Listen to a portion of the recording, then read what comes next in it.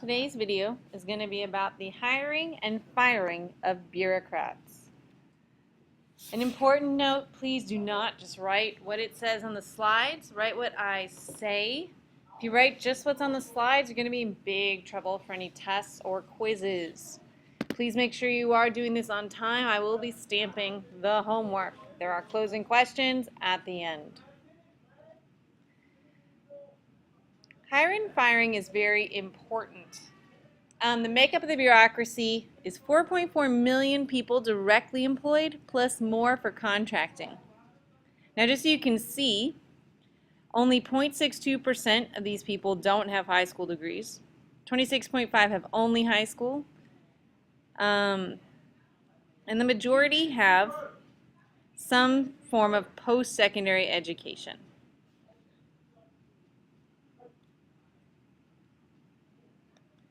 Today, or most recently, there are 2.7 million civilians, 1.5 million military.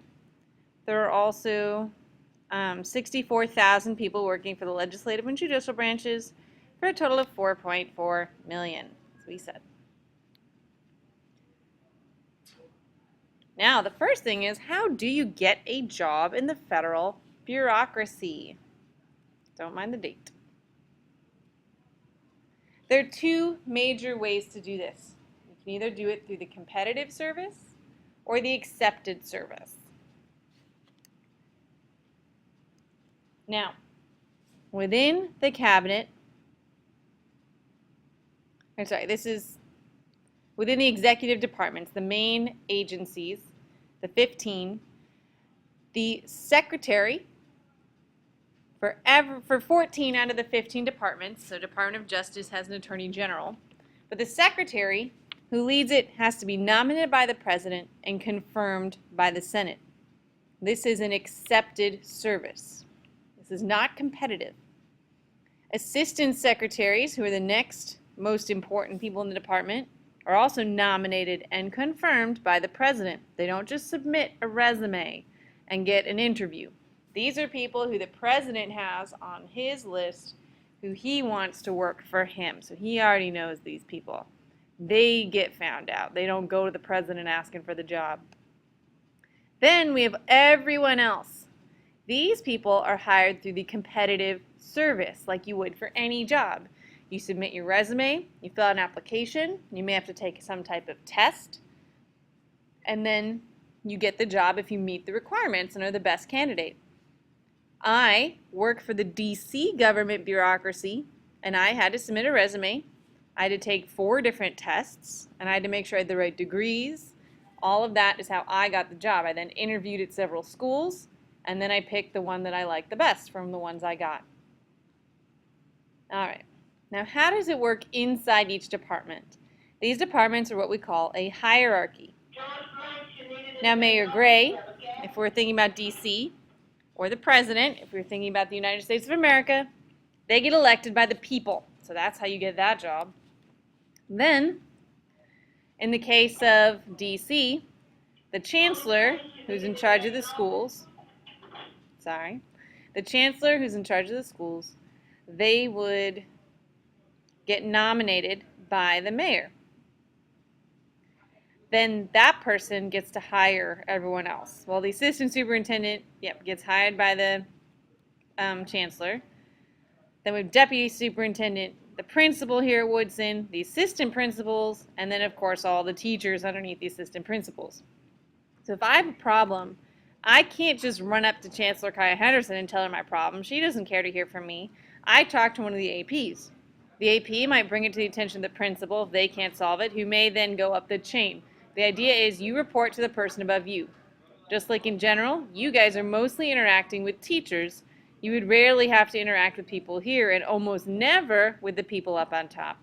In fact, I've never met Mayor Gray personally. I've seen him, but I've never met him. And even though he is my ultimate boss, I really deal with the people inside my own building. Now, we're going to look at the hiring for competitive service. In the past, this was known as the patronage system. The patronage system is when you get a job as a favor. This is based on who you know, pleasing donors, and this is known as the political machine. Political parties and candidates used to use it to maintain power. If you wanted to get a job in the government, give us a whole bunch of money. But that's pretty corrupt because basically you had to buy your way into a job. If you didn't have a lot of money, then you weren't getting a job in the government. And just because you had a lot of money wouldn't necessarily make you good at the job. In 1883, a law was passed changing this system. It's known as the Pendleton Act.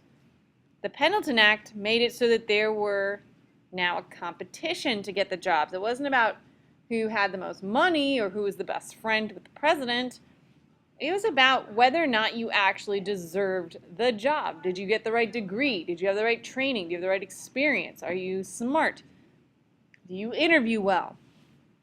A lot of times you have to pass an exam. This is known as the merit system. Merit just means what you have, what makes you you, what makes you great. So now you take an exam, you turn in a resume. It's more like a regular job. That being said, that's only for some of the positions. As many of you know, networking is key. Who you know oftentimes plays a major role in whether or not you get the job, even today. And we're going to talk about that next. Now, accepted service are those people who don't go through the normal process. They are accepted from it, not accepted with ACC. This is accepted with an EX. Now, in the past, as I said, this was known as the patronage system. You got the job based on who you know, not whether you had the best resume. Today, there are two different levels. We have the higher level, which we talked about, is the secretaries and the people at the top of the cabinet. They get nominated by the president and confirmed by the Senate. We'll go into detail on this a little bit later. The effects of this tend to be that you get a lot of politicians who end up with these jobs, not necessarily experts at the actual idea. That being said, a president would be a fool to nominate someone who wasn't in the military to be Secretary of Defense, who's in charge of the military. At the lower level, though, we also see some exceptions to the rule. These are called name request jobs or the buddy system. For example, if I have a friend who already works in the Department of Justice and they want to request me by name to work for them, then they can. They put my name in and say they want me, and then I don't have to compete with everybody else necessarily. I can just get the job because they asked for me. Now today, this can be tricky. You can't do this too much or you could get in trouble because the law is the law. You're supposed to be competitive. But for example, you could get hired as an intern where you don't have to necessarily compete, and then they just agree to keep you on. All right. Now, the cabinet is made up of the 15 major department heads who advise the president. These are all the old, well, 3 of them no longer are here. They've been replaced by John Kerry, Jack Lew, and Chuck Hagel. Though, as we saw before, Eric Holder is still the Attorney General of the United States in charge of the Justice Department. The most important are these 4. These are kind of the 4 people who really work really closely with the president and who advise him on the most important things. Good relationships with other countries, money, justice and the law, and of course our military and defense. Now to get these top positions, here's the process. 1, the president nominates you.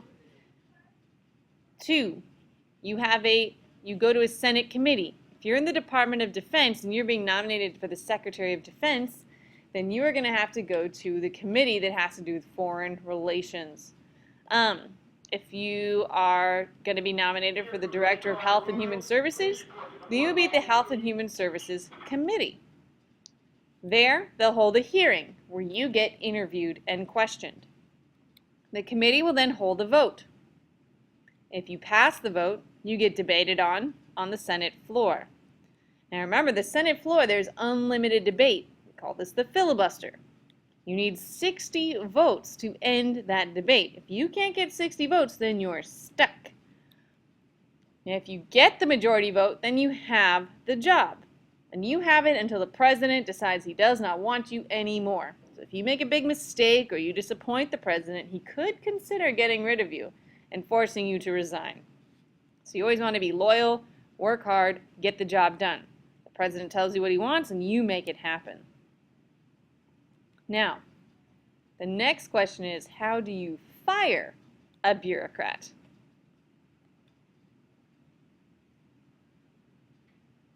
It turns out that there are some very strict rules from the Office of Personnel Management that protect workers. So it is oftentimes very difficult, although not impossible, to fire federal employees.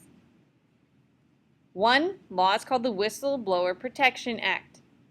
This law protects people from speaking the truth about what's going on. So if there was something bad, if you saw that the government was violating the Constitution, you tell somebody, even though your boss told you not to, they can't fire you because you were doing what was right. Eric Snowden could potentially fall under this, though that is, of course, up to the courts to decide and up for debate. There's also a union, and their job is to protect these workers and make sure that nothing is being violated. The effects of this are that sometimes it can lead to potential inefficiencies. What that means is, why work really hard if you know it's hard to fire you? You might be lazy, you might not do the best job you could, because you know your job is protected. And so you don't have to do an awesome job. That being said, a lot of people go to work for the government, not because they can get away with everything and it's easy. They go to work for the government because they care. That being said, I'm sure you know teachers who kind of sit back and maybe don't do much versus teachers who work really, really hard. It's that kind of thing. You see that in every job, though. Here are your closing questions. So please make sure that you bring these in for Wednesday. All your work is due Wednesday with the folder check.